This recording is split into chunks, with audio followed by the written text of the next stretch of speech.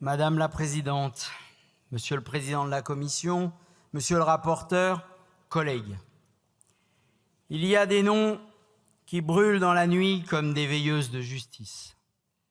Le nom de Dreyfus est de cela. Et dans ce nom, c'est tout un siècle qui vacille encore.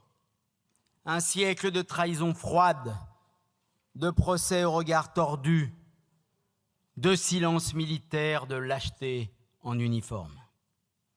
C'est un crime, disait Zola, d'égarer l'opinion, d'utiliser pour une besogne de mort cette opinion qu'on a pervertie jusqu'à la faire délirer. Et l'on fit délirer la République.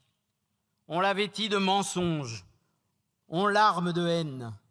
Un homme, un seul, fut jeté au bagne, non pour ses actes, mais pour ce qu'il était.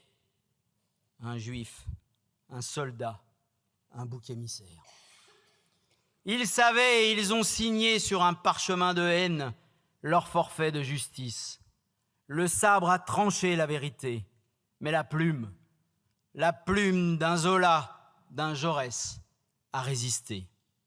Et Jaurès, lui, voyait plus loin, plus haut, plus vrai.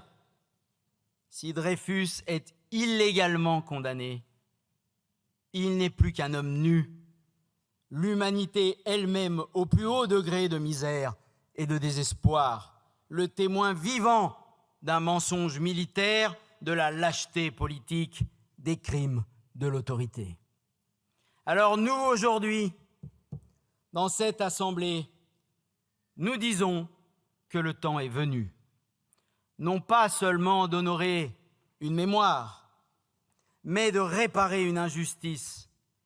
Le grade de général à titre posthume n'est pas un symbole, c'est une exigence.